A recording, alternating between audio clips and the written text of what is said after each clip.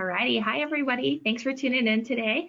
My name is Megan. I am part of the marketing team here at PCS Adventures, and today I am joined by Michelle Victor, who is our Director of STEM Development. Hi Michelle, how are you doing today? Good. How are you doing, Megan? I'm doing good. Really excited to be here. Really excited for part 2 of our Out of the Box STEM programming. So I'm excited to jump in. Absolutely. um, First, we want to thank everyone for really tuning in and watching the recording. This is a pre-recorded webinar as well. As always, a brief kind of rundown of our agenda and what we'll be talking about today. So we'll start everything off as usual with a little bit about who PCS Adventures is, and then we'll really jump into why enrichment programs. So that's what this out of the box STEM programming webinar is about.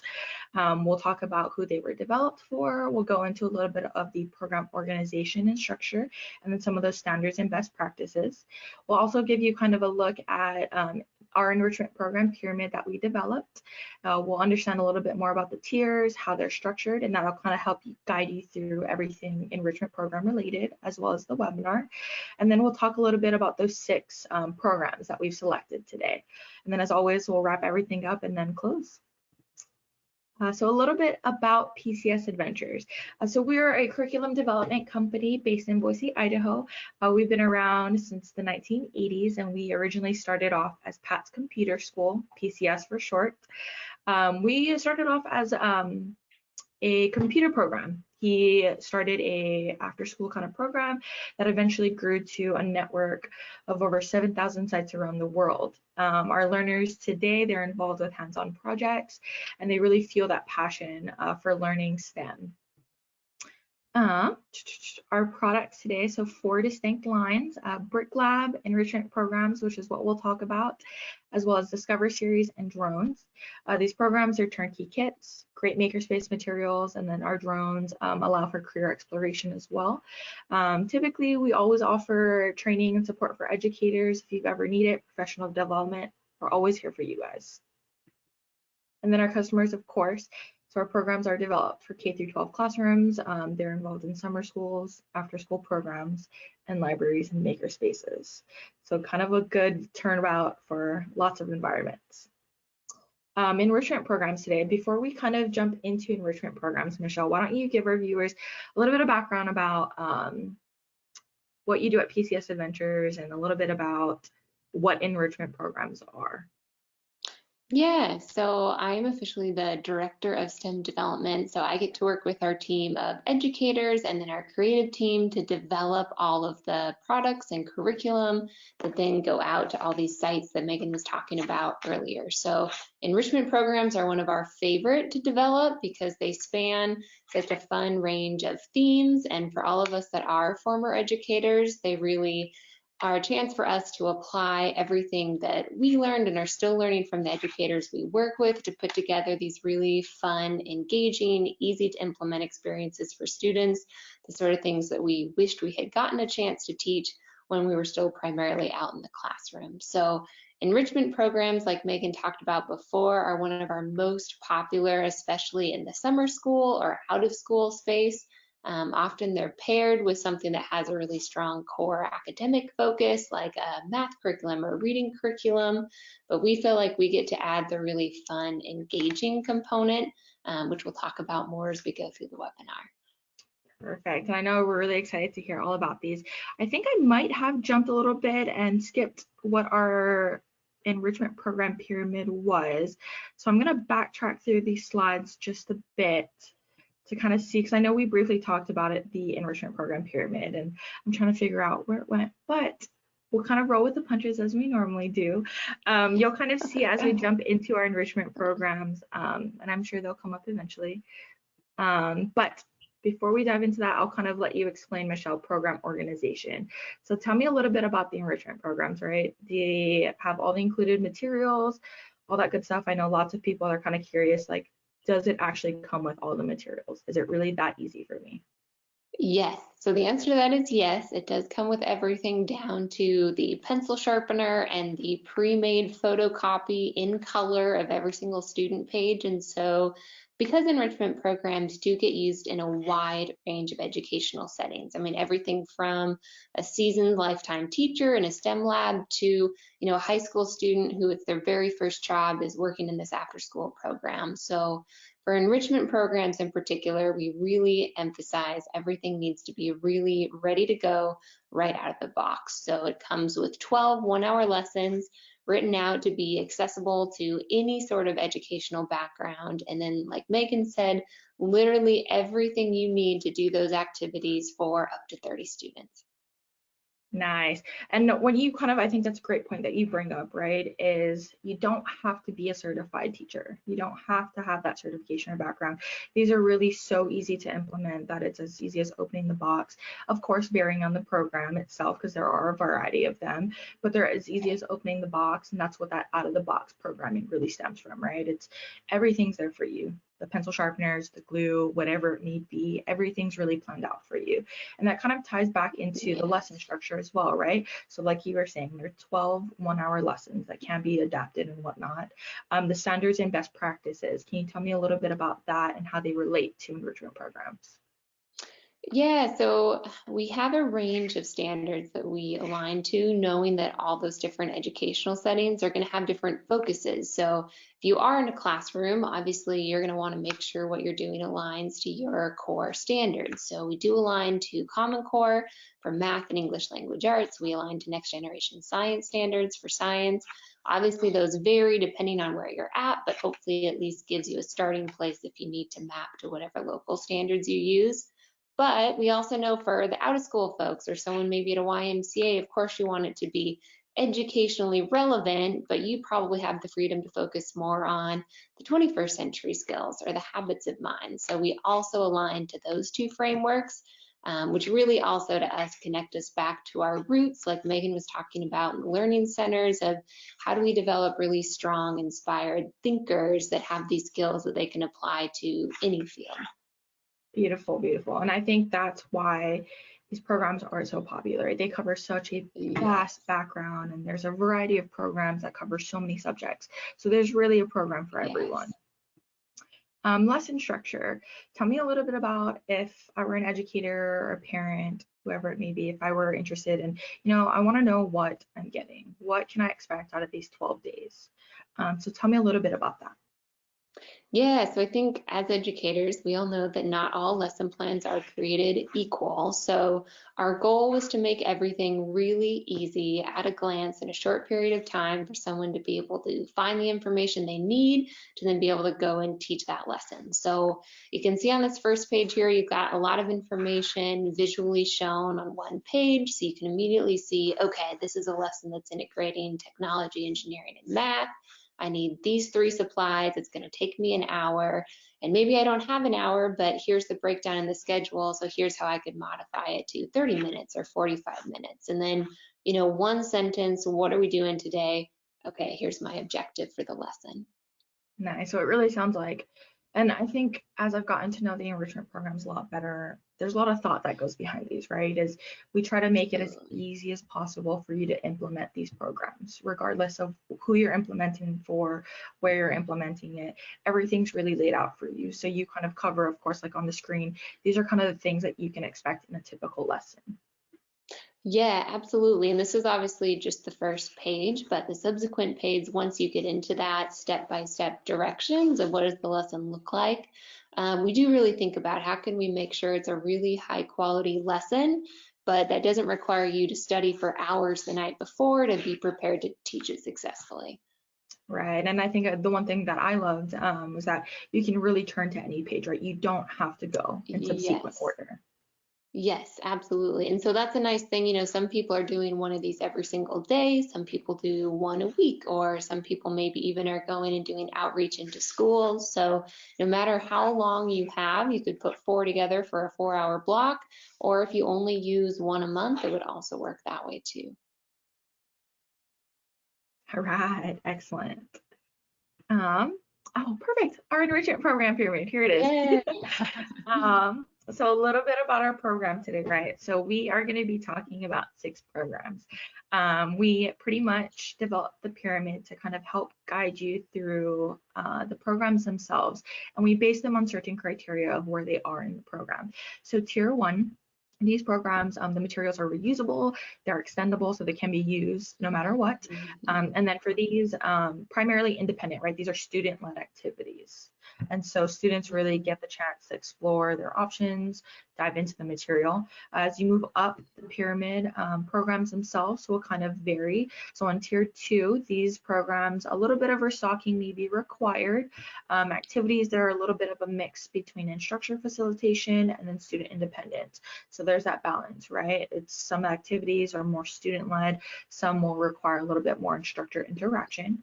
And then of course, as you move up the pyramid to the top tier, these programs, state-of-the-art extendable equipment. So as the top, you can kind of see our drone program, right? These drones, the Telos, they're great. They last a long time. If you take care of them, they let you explore career exploration. And then this one, instructor involvement is a little bit higher, right? Maybe a little bit more front loading is required on that end, but still nonetheless, our pyramid kind of helps you guide through those programs. So today, as we start the webinar and kind of kick things off, we'll start with tier 1 and move through the tiers, and we'll dive into each program themselves.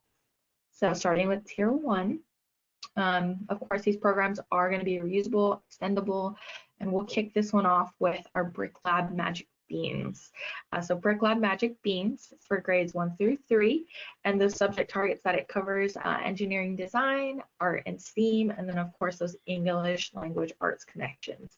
Michelle, can you tell me a little bit about the program, what educators can expect in terms of highlights, kind of a brief overview of what BrickLAB Magic Beans really is? Yeah, so we really consider BrickLAB to be a great foundational product. I mean, once you have a BrickLAB, there's so many different things you can do with it. You know, we have our whole curriculum line that all uses that common set of materials. And then in terms of reusability, I mean, we have teachers on their 10th year of using their BrickLAB, still innovating, using their same lesson plans. So in that sense, it's a really long-lasting product. Magic Beans in particular is really fun because it integrates the theater arts with engineering, which is kind of a fun combination. So every day you go and read a different theatrical folktale. It's kind of the fractured fairy tale idea. So they're goofy and fun to read aloud, and then all of the builds go along with the story. So you could do the full extension and put on a full dramatic reenactment of the play. Some of the builds are even masks that are really adorable. Or, you know, you could do the builds and then use that to inspire this engineering project. So again, very adaptable based on the time frame you're working with. And then you're obviously integrating a lot of great ELA along with the more traditional STEM engineering activities. Nice. And I think I love the fact that you point out the BrickLAB bricks, right? So Lego compatible, extendable. These bricks will really last you a long time. Like some of our educators are going in their 10th year, like they are great. So it's kind of nice because once you have the bricks, you can kind of adapt those to other programs that maybe need them. And it's nice because if you have them, you can just get other curriculum, right? Yes, absolutely. And I'm glad you mentioned the BrickLAB too. There's also a custom set of bricks that's universal to all of our BrickLAB programs. And so it may seem like a small detail, but one of the things we do hear from people that their kids really respond to about the bricks is they really love the full mix of colors that are available. So BrickLAB Magic Beans is one that really shows that. You know, there's the teal, the pink, the purple, the blue, the red, multiple shades of green. So that one, again, it's a detail, but it does allow for a lot of creativity, which makes it really fun. Right, exactly. And I think it's nice because that creativity, right? Students can just grab bricks. I think that's really nice too, is because they can make their projects their own. You don't necessarily have to follow like a certain color. It gives them the options to explore what they want these to look like.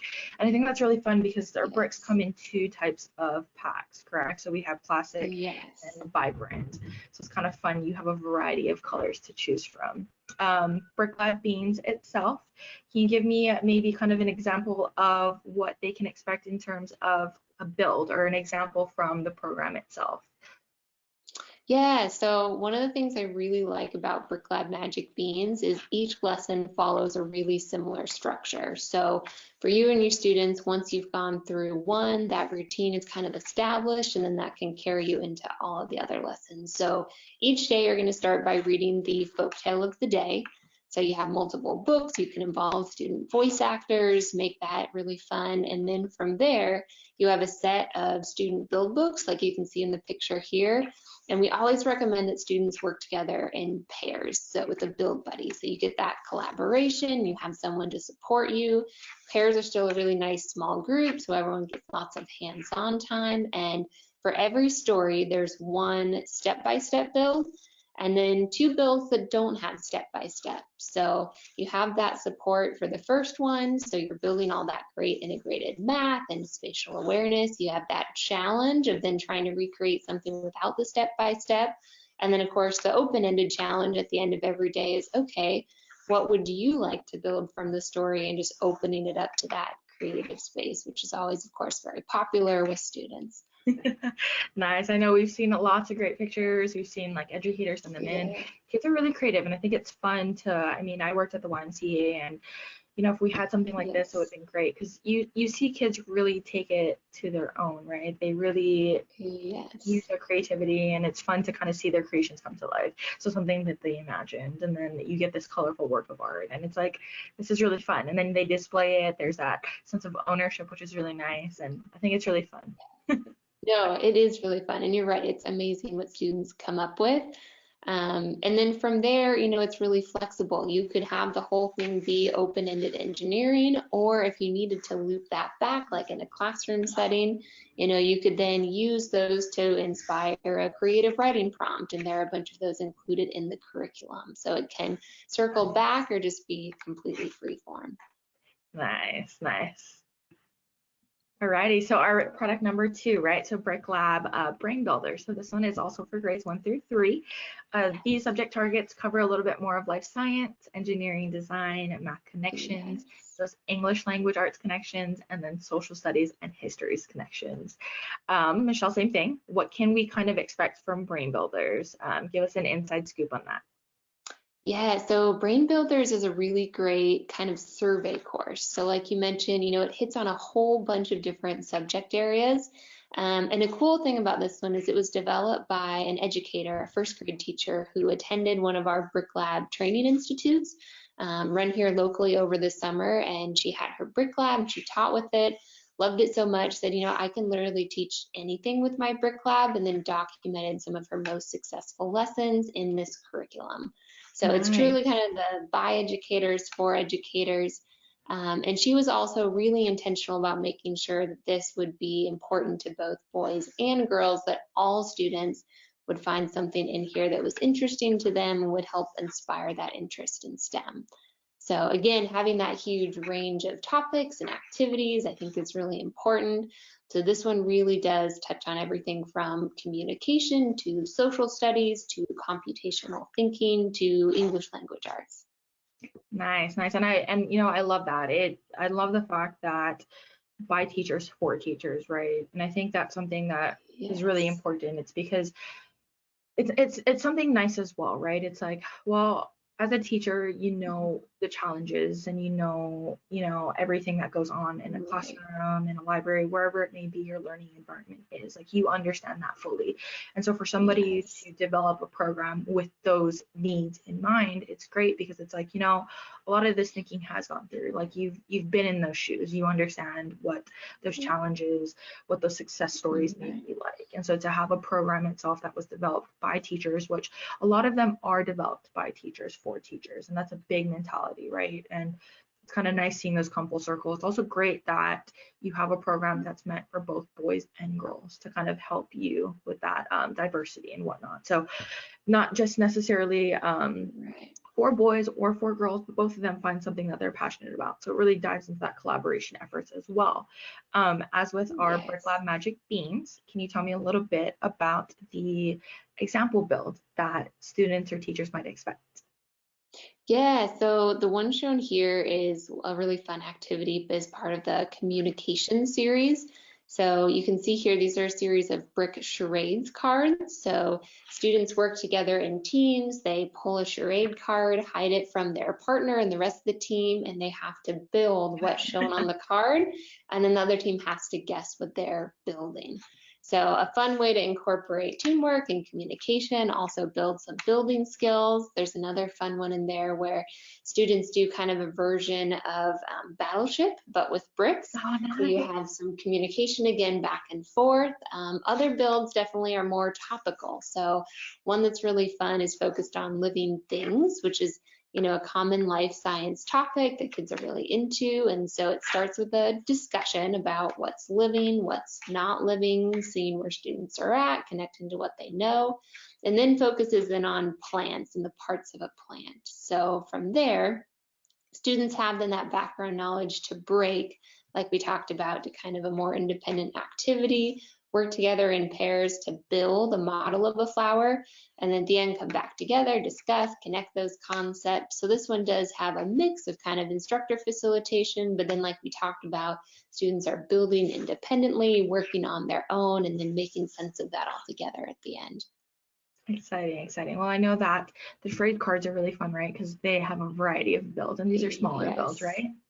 Yes, so you can see they're also mostly pretty flat and 2D, so even down to the first graders, very accessible, which I think, like you said, is one of the huge values of having these developed by people that have spent a lot of time with kids at this age to make sure that these really are at the level of where kids are at and what skills they're building at that stage.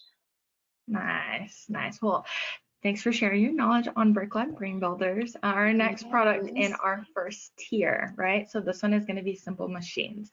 So this one caters a little bit more to the higher end students, so grades 4 through 6, and it covers those topics of technology and engineering design. Really excited to dive into this one. Can you tell me a little bit about those program highlights, right? And what can teachers and educators expect from this one? Yeah, so Simple Machines is one of our very most popular. Simple Machines is a common standard topic for that grade level. It also is a great one to integrate engineering design. So those practices of solving a problem, applying your knowledge to build something new. So learning Simple Machines obviously gives kids a strong foundation, specifically in mechanical engineering, so things that move, which is fun. But then from there, they're able to go on and build complex machines. So the final lesson of Simple Machines is to work together to build a Rube Goldberg machine, which if you don't know what they are, Google them. They're really fun, but it allows them to apply all of these different skills they have to build something that might be a little more complex than what they could have done at the beginning of the program. So of Very course, within that, nice. yeah, there's a lot of great collaboration, but also a lot of problem solving. You can see these do not use bricks. So for older students that maybe have been working with bricks for a long time and are ready for a new challenge to level up, the Fisher Technic system is really awesome and definitely provides that challenge and allows them to make a lot more complex builds. Well, I think it's great too, right? Kind of tying back into the reusability factor, just like the bricks, these Fisher Yes. Technic parts, they will last for generations to come. Like students, they can continuously use these. And I think Mm, that's one thing that's really important, right? Is what, like as an educator, and what you're thinking of is like, how far will my materials get me? Like right. where, like how much use can they stand? Are they durable? Can they withstand really tough thinking hands? Can they withstand these projects? How many do they cater to? I think these are a lot of questions and thoughts that run through somebody's mind. And if I were an educator, I definitely think that reusability is a big thing, and I don't want to have to consistently have to buy and buy and buy Right. another part. And I think that's a great thing about some of these programs is there is that reusability factor, that extendability as well. Yeah, we when we had the PCS labs close to the corporate office, we would have students coming in every day, and they use these Fisher Technic parts, and it was so rare for one to break that whenever someone did manage to break a part, it was a tradition to like cheer and make it this big positive thing, kind of in the spirit of like failure is awesome, but they are German made and yes, nearly indestructible, which is obviously when you don't know when your funding is going to be renewed, or if you're going to make a big purchase, you want to know you're going to get mileage out of it. Exactly.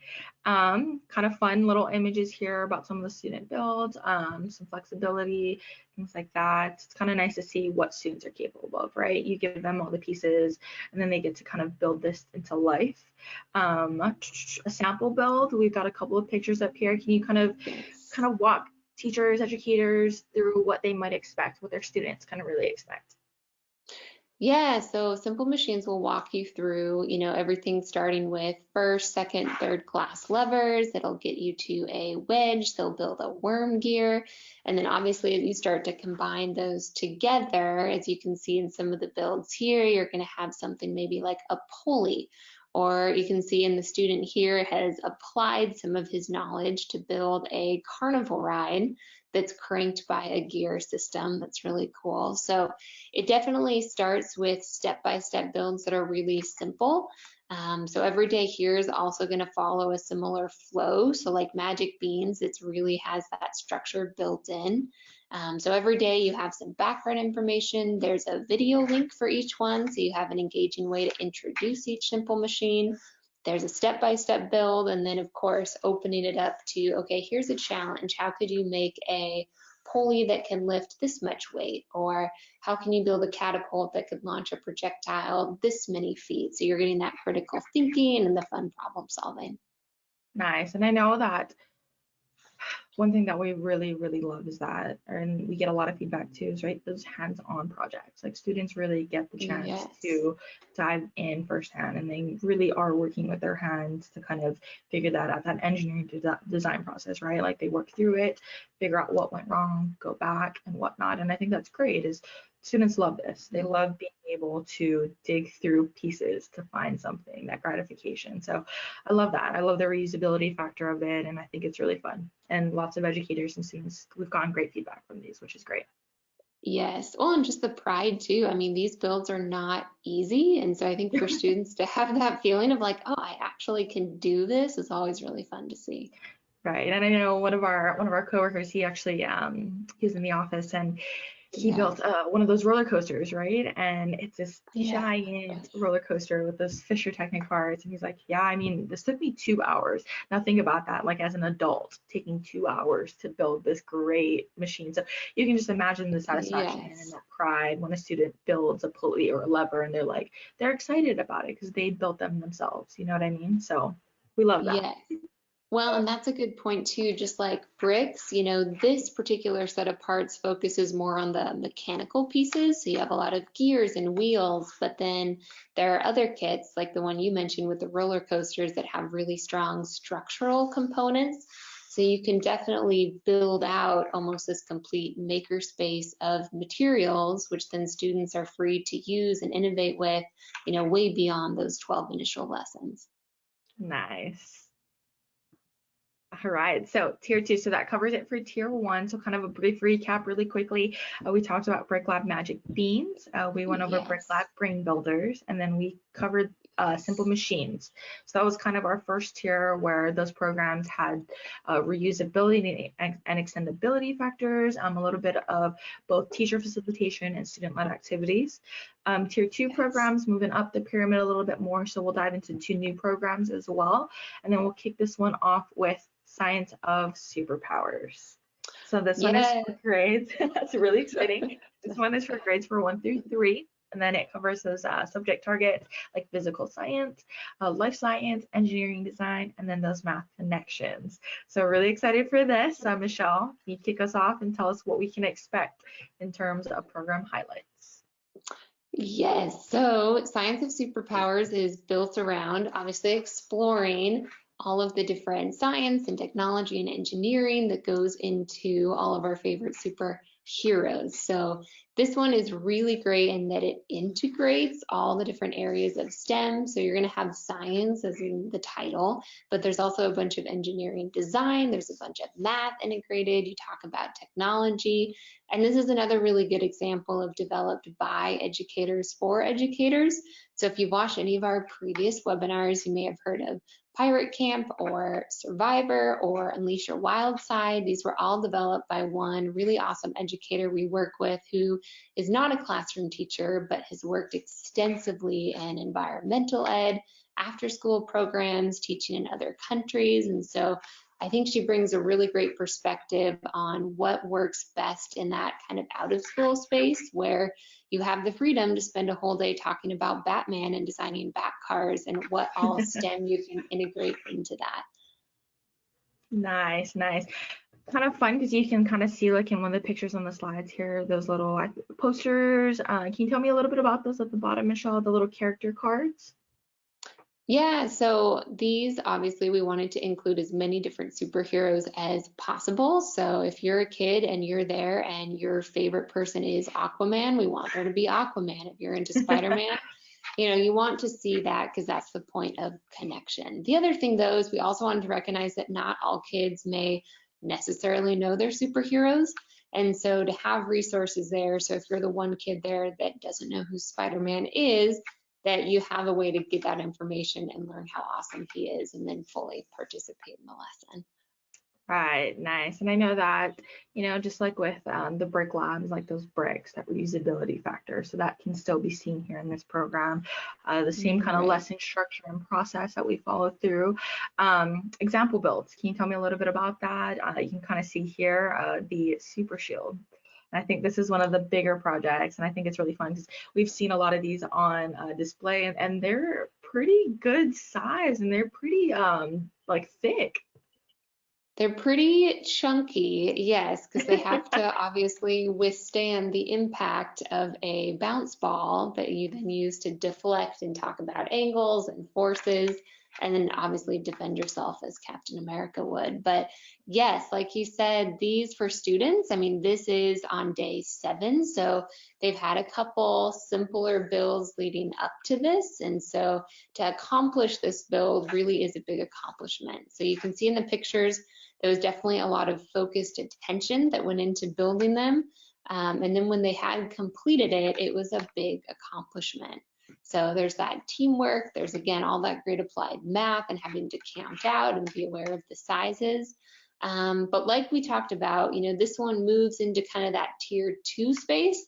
And that in addition to this very kind of student-led, independent, work through the build plan, build your shield, there are a lot of really awesome instructor facilitated activities. So to go from building that shield to taking that shield, deflecting balls with the shield, and then having a discussion about forces is a really awesome way to integrate all these different areas, but kind of moves it into that tier 2 space. Right, right. And I know that we'll kind of go back a slide really quickly, but you can see like the colors, right? There's a variety of them. So students don't have to necessarily follow the exact images that's there. They can kind of customize them as their own, choose their own colors, things like that. And I think that's really fun because then that ties in that creative aspect, right? They make it something of their own. And then when you think about like these students working together and collaborating, they're all following the same set of instructions. And so it really teaches them the value of teamwork. And if somebody is going to be in charge of holding the actual project, someone's going to be the one giving bricks, like you have to be sure like to communicate very clearly. And I think that's great at this age too, is like you're establishing those skills from an early on, and as you move through the projects they get a little bit more complex maybe, and you kind of start off simple. So I think it's great how we've really led them up to a certain point and there's still that creative ability for them to make it their own. Are these projects themselves, do you ever recommend that these students can do them on their own, or do you always kind of recommend in group settings is kind of the best? These ones we definitely recommend groups, partially because they are really big and so you want kind of multiple people working together. It also allows for some really nice differentiation. So like you were talking about with the colors, if you have younger students, if you have first graders that are coming into this, you may not worry about the colors and they may have rainbow shields and you really just focus on the shape of the shield. Or you may have some really advanced builders and you may say, hey, I want you to come up with your own color scheme. And that definitely makes it more challenging. So I love that we think about that because with an age range of 1st through 3rd, there's obviously a huge difference between a kid coming into 1st grade and leaving 3rd grade. And then after school, you often have them all mixed together in the same class. So that collaboration really allows a lot of awesome interaction to happen. You mentioned. Go ahead. Yeah, Go go ahead. ahead. No, you. I was going to say, I think it's great too, the point that you bring up, right, is the grade bands. I think that's a really big thing, is because you do have a variety of thinking and skill levels from a first grader to a third, very Yes, different development. So I think it's great that these lessons can be adapted to your needs. It's not something that's set in stone. And I think that's something that, we've really thought of it thoroughly through and as educators for educators build these, it's like you think of all those moving parts. So these really are those out of the box programs that can easily be implemented by any background. And granted, some of them may require a little bit more front loading, maybe more right. student-led activities versus instructor, but they cover a very wide band of learning abilities and learning skills, which I think is great. Yes. Yes, and you and I were totally mind melding there because the other thing that we also include with every lesson is a set of extensions.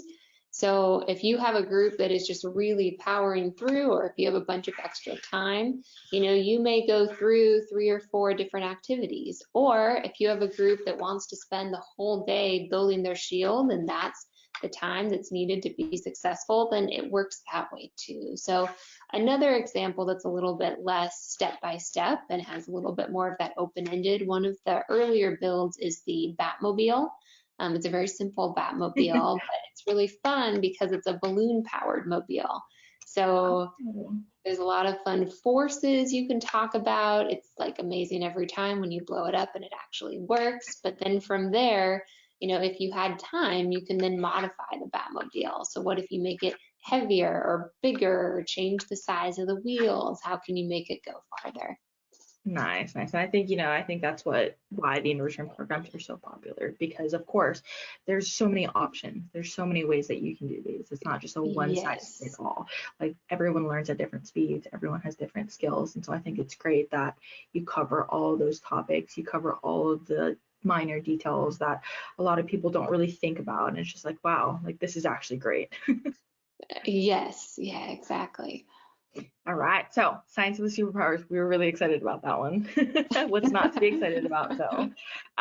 Summer Camp Classic, so for our older students, right? So this one is for grades 6 through 8. Summer Camp Classics covers physical science, engineering design, and of course, art and STEAM. As with our other programs, Michelle, I'll kind of give you the floor on this one. Program highlights, what can we expect from this one? This one is a special favorite for me since this was one that I got to develop personally. So I'm a little bit biased, but I really love this one because I feel like I got to take everything I had learned from working in summer camps, even as someone that went to summer camps as a kid and just loved it. I felt like it was so important to me growing up and exploring, what I was into and making friends. And so I love there's so much good stuff that happens at summer camps. It's all about collaboration and reflecting on your strengths and trying new things. And so I loved getting to package that. So whether you're in a gym at the YMCA or in an after school program, I know it says summer camp in the name, but the idea is really to bring that experience to any learning environment. So you'll see in this, there's a lot of classic crafts, but also we tried to take a STEM or a STEAM perspective and to really look at how creativity is obviously essential to arts, but also to engineering and even to science. And so how do those threads kind of weave together from making a friendship bracelet to designing a solar cooker, all kind of connect through that STEAM lens?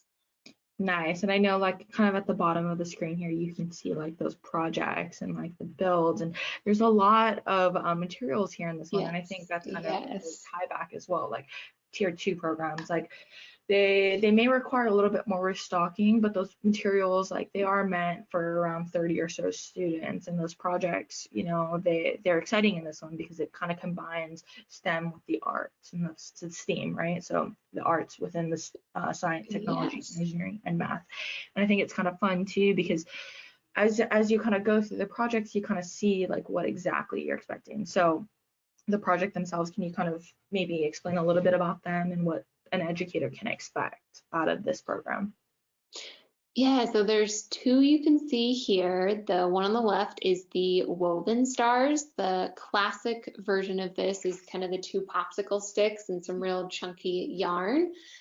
We felt from middle school we definitely needed something more challenging. So you can see it uses kind of a smaller bamboo stick and then multiple layers, so there's a lot more room for creativity. We also include some examples from some really amazing craftsmen that have developed these really complex versions to kind of show the full range of what's possible beyond just kind of a simple, maybe lower grades craft.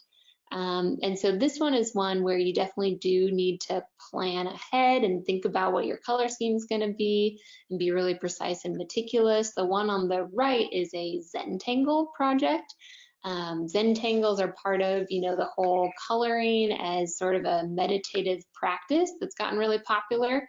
And so the idea is you draw a different pattern into each section, and it's kind of on the other extreme. You don't plan, you kind of see where it goes and what gets created. So even though the projects themselves on the surface are, arts and crafts, and I think that's valuable on its own, we also tried to layer in a reflection piece for students to think about, which projects did I like? Do I gravitate towards projects that require a lot of planning, or do I kind of like to innovate and, as I go, make things up? And what does that tell me about my strengths, and also maybe areas where I might work to expand my strengths into new areas? So nothing too complex, but a chance for students, as they do kind of more art focused projects like this. There are others in there that have a stronger science focus, like the solar cooker, where you have to think about the angle of your solar oven and the reflection, or others have a stronger engineering focus. So as you're working together as a team to solve a problem.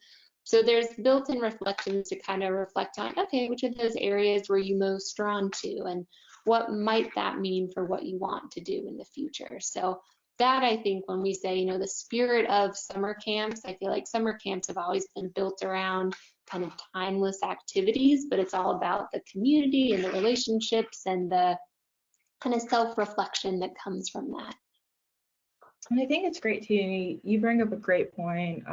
It gives students the ability to kind of figure out if they really like more, they think about the process, the design process before they actually complete something, or if they explore it freehand. And I know for me personally growing up, like I was always somebody who liked to plan things, and I think that reflects now at my age as well. Like, I'm very like, I need to see the picture before I start something, and it wasn't necessarily a perfectionist thing, but it was I like to see the big picture as I start working. Whereas one of my greatest friends from summer camp, she always just went gung-ho and just freely did as it was. And it was funny because I always seemed to love her projects. Not that I didn't love mine, but her projects always seemed a little bit more abstract. They seemed more fun. And so it kind of helped me break my shell and kind of dive into more of a free exploration. And I think that's great too, because it gives students the opportunity to come out of their shell, maybe explore things they would have never thought about exploring before. So kind of, gets them thinking about those things, which is great. And that's why we love summer camp classics. And so I know this one's one of your favorites. It is. Tier 3 programs, we're here, top of the pyramid. So tier 3 programs, as a brief kind of reminder, these programs, state-of-the-art extendable equipment, right? These ones will require a little bit more of that teacher facilitation, a little bit more help, but the payoff, and that's kind of what we will talk about in just a bit, is the payoff for students is so great, those student takeaways. So for tier 3, we're going to be talking a little bit about Ready, Set, Drone, the second edition. This one is going to be for the upper student level, so for grades 4 through 8. And then it covers those topics like physical science, technology, engineering design, and then English language arts. So Michelle, this one does have those mini drones. I know a lot of people they get excited about drones. And I know that when I kind of got to know these programs a little bit better, it's amazing at what students can actually do with these kind of technologies. So tell me a little bit about those program highlights and what someone can expect from this program.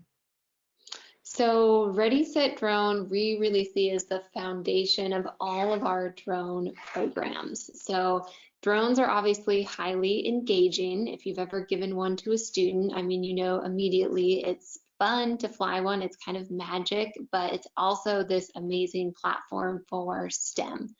So with Ready Set Drone, that was the idea is, of course, you're going to learn how to pilot a drone, which is a skill and really fun. You're also going to capture aerial photos and videos, which brings in some creativity, which also is really great. But within that, you then have students that have the skills to fly drones, which allows you to explore the physics of flight, and then to look at how are drones being used in the real world, and to really focus in on UAV, which would be unmanned aerial vehicles, that technology and how it's being used, especially to do good in the world. So from there, a lot of students come in kind of with the idea that drones are toys, which drones are really fun, and we don't want to downplay that, but they're also really valuable tools. And so to kind of open up their awareness of what they can be used to do. Right, and that, you know, that's a great point too, is like drones, they can be seen as really that hobby and that tool, and a lot of times that's kind of what students like initially they're like, oh my god, this is so exciting, like look at this like look at this mini drone that we're going to play with. But in reality, they kind of, as they go through the program, they kind of start to realize that drones can be used for good, like they're more than just a toy. And I think that's a great thing about our drone collection is students have the opportunity to see what drones can be used for. Their potential is so great. Yes. And so I think that's something really nice, is where you set the foundation with Ready Set Drone. Can you tell me a little bit, you know, I know we see a couple of the drones here. What really, like, I know we talked about they learn the basics, the foundations, and they learn like the manual movement. What kind of sets this program apart from others? Maybe not necessarily, some of them are more autonomous, but this one is all about that manual flight, right? Yeah, so it's amazing where drone technology has gone just in the last couple of years. And so this is a really great introductory platform. If you or your students are flying drones for the first time, you can, within those 12 1-hour lessons, get students to the point where they're able to successfully pilot a drone. So the final challenge in this one, it does come with bricks. Students work together to construct these big obstacle course builds, which are a really fun kind of collaborative challenge, but then you can pilot through them. I think we have them turn around, use that as a frame to take a group droney, like a selfie, and then fly back. So to have that success in that time period is really important and really empowering. But then also within those lessons, you're going to see lessons that focus more on engineering design. They build their own launch and landing pads. And it's hilarious. They always build extremely tiny ones. And so that leads to some reflection on, you know, how challenging was this with your expectations versus reality? And then they can reflect on that as they build their skills throughout the program. Others, though, are going to really have a lot of video supports. So one of the really cool things about Ready Set Drone is that it comes both with your print curriculum, but also access to this series of animated videos that we created to break down some of that content. Obviously, safety is really important. They look really small and they are really safe. We send safety classes, but you know, if you stick your finger into a spinning propeller, it will hurt. So how do you establish those safe practices from the beginning? But then also, okay, how do drones work? What are the basic parts of the drone? And then going into, okay, how are drones used in the real world? So those really break down some of that technical information, and then are supported in the curriculum with interactive notebooks or discussion questions, so you can really integrate some ELA or some science to the level that fits your environment. Right, and I want to ask you a question really quickly, right? So like for somebody who was fairly new to drones and UAV technology, I knew nothing about it really until I kind of started working with PCS Adventures. Educators who maybe feel like their technical skills aren't where they should be, or, you know, I know one big thing is my students, they're a lot more involved in technology than I am. Like, how do I lead them through a program that's so advanced when I don't necessarily like it? It's intimidating, and it can be intimidating, right? Is you diving into something brand new you've never experienced, but your students are so excited. So can you kind of give some advice to maybe educators who are kind of interested in drones, or maybe on the fence, they're not sure because they're maybe a little anxious or nervous, because it can be intimidating implementing such high technology? Right, absolutely, especially when you feel like you're responsible for making sure your students are safe, for protecting this investment that your site has made in this technology. So that is a totally common, I think, feeling that everyone has. And so that's part of the reason we did put these into tier 3. So this isn't one that, even though this is the out of the box webinar, that I wouldn't recommend just opening the box and then within 15 minutes you're teaching. So with this one, we really tried to structure in the materials kind of a step-by-step, here's how you can spend 3 hours to really invest in your own skills as an instructor, with a bunch of support to kind of fast track you through that process. So, yes, you are going to have to install a couple apps to be able to control them. We highly recommend that you give yourself a little bit of time to play, basically, to explore in the same way that your students will. So when they're going through that process, you have a little bit of firsthand knowledge about how to troubleshoot or what that experience might be like. So we do include in the instructor guide kind of a very thorough step-by-step list of exactly what to do.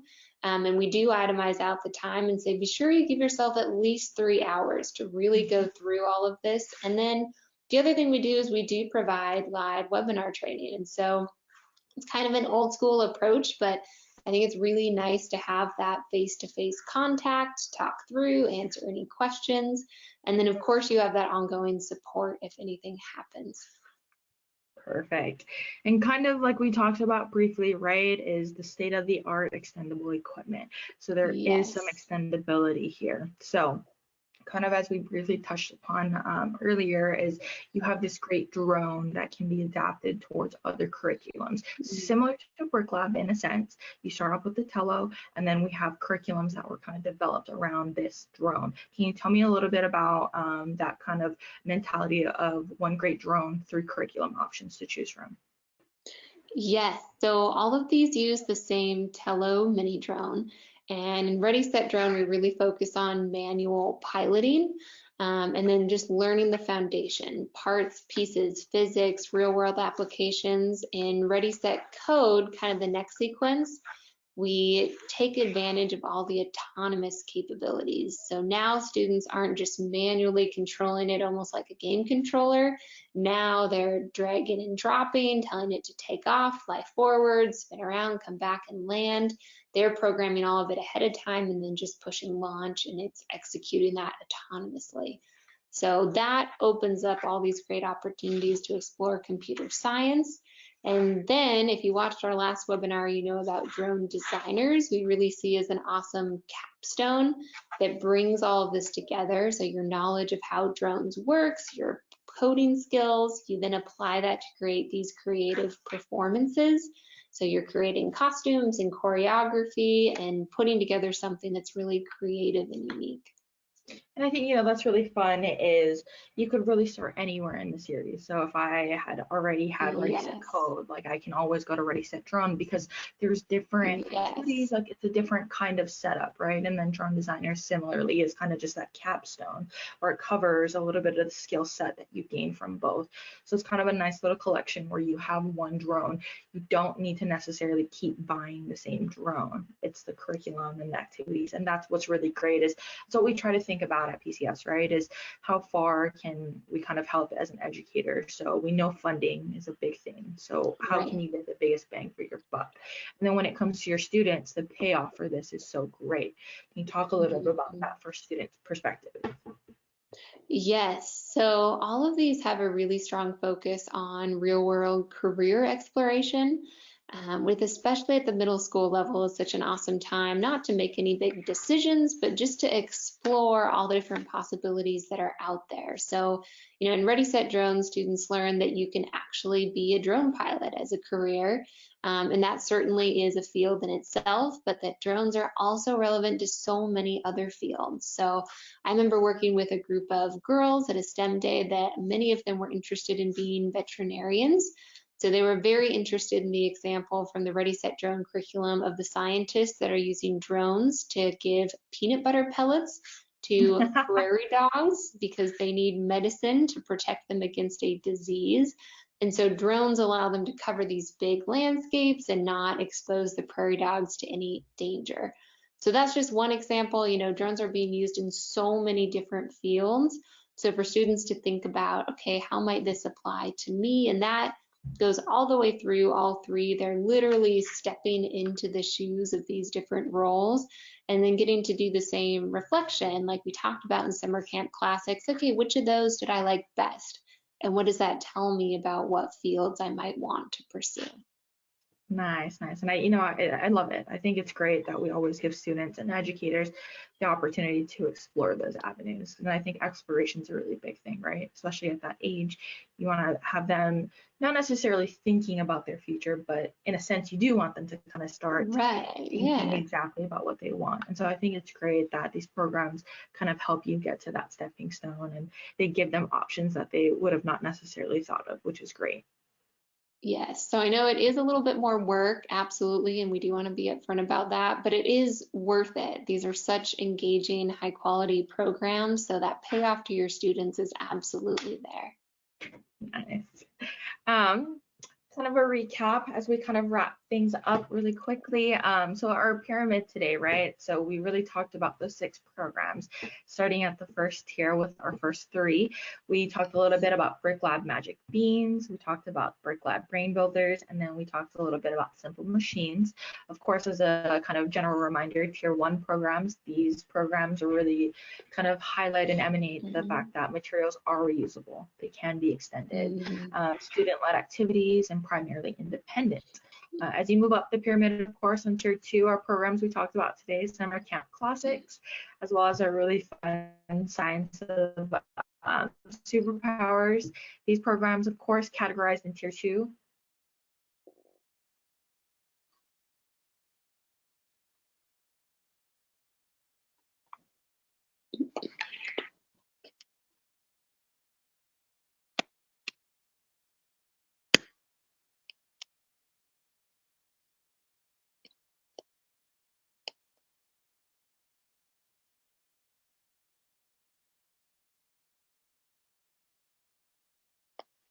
Or the pyramid, these are the things that we talked about, and we categorize these 6 products and programs for a reason.